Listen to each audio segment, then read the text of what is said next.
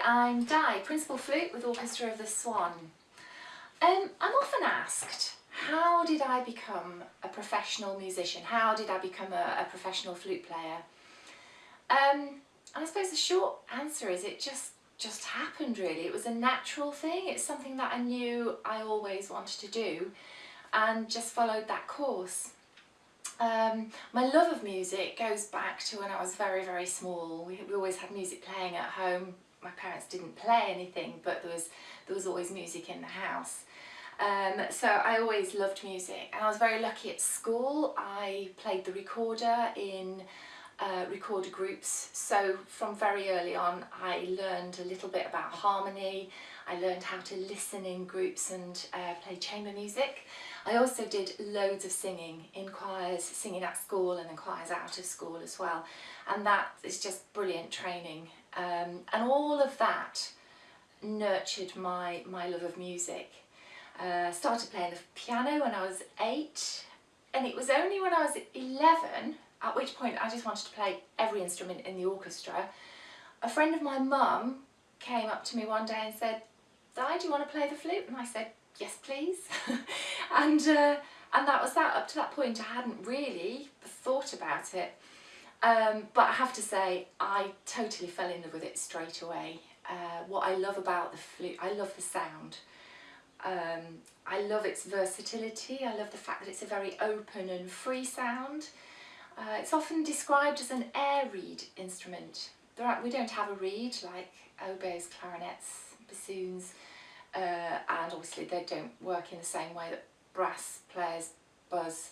So it is actually fundamentally a very basic instrument. It's just a tube with holes in it. Obviously it's become much more sophisticated with the key work, and actually that's to enable us to have bigger tone holes, or the holes, and that allows more air to come out, enables us to play with a bigger sound. But yeah, we just make the sound. I'm sure we've got a few flute players with us today, but just like blowing across the top of a bottle. So basically it's a very basic instrument, but it's because of that I think it's a very free, very open sound. As I said, I think it's a very versatile instrument. We use it a lot as a solo instrument, concertos with full orchestra. It can project well. Great in chamber music, lots of different ensembles, different types of ensembles. Again, because it's so versatile, we can play with lots of different colours, which helps to blend with different instruments or stand out as soloist. And obviously it's used a lot in orchestra, in orchestral setting, in lots of different ways, for texture, for colour, or to sing above a bed of other instruments when that's needed. So I thought actually for this, in this section, I would just play a little bit so you just hear the flute on its own. So I thought I would play some Mozart. I love Mozart. He actually wrote this piece, which is, I'm just going to play a few bars of his quartet in D major.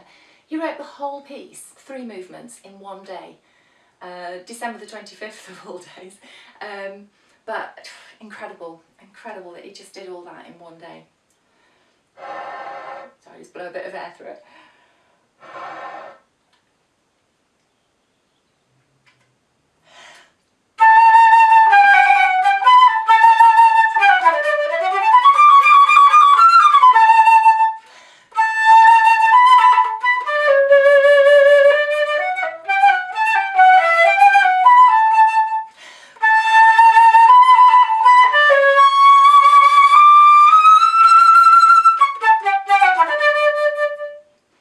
So there, it sounded very bright.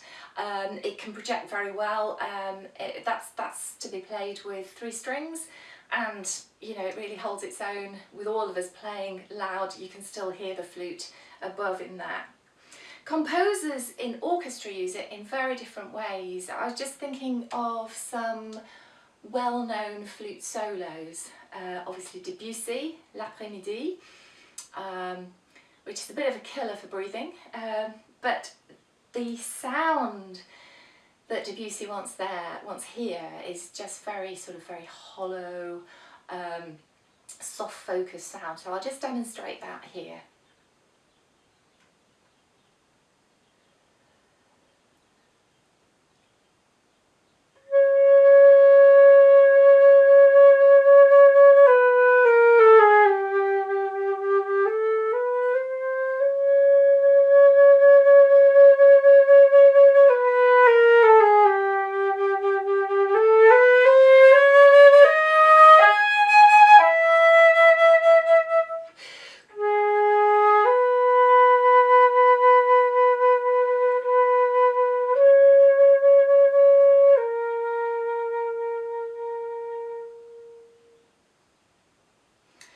Now that in performance takes quite a lot of breath control, and actually we'll talk about that a bit later on. We'll talk about practice techniques which helps not just flute players but other wind players and singers, and actually non-wind players. I think good breath support, good breath control can help in lots of ways, but as I say, we'll look at that a bit later on.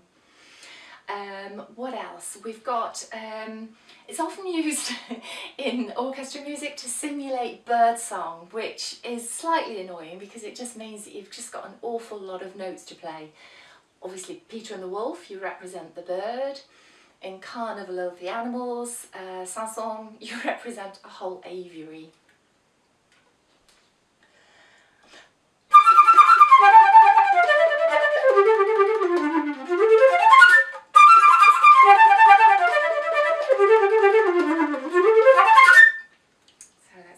Remember, and Greensleeves, Vaughan Williams, beautiful atmospheric piece with a lovely singing flute melody with harp accompaniment at the beginning.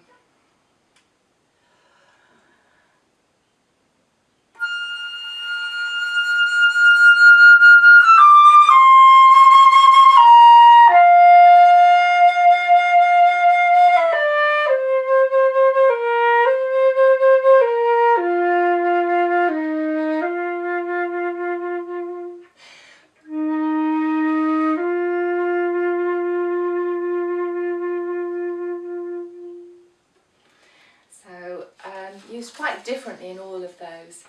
And then of course the two excerpts that we'll be looking at more closely later, Mendelssohn's Italian Symphony, the last movement. We're going to be looking at the last movement in particular, so I'll just play a few bars of that.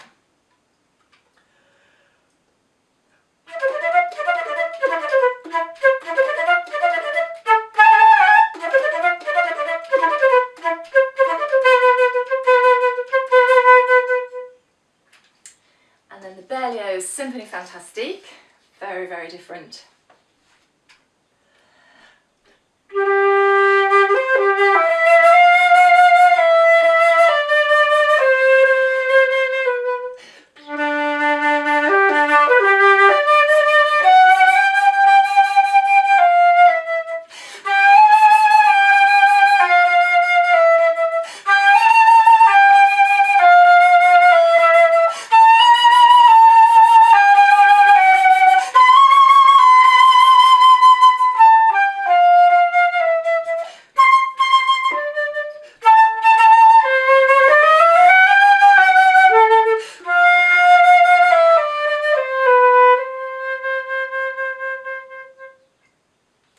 So as I said, we'll be looking at those two in much more detail in a little while.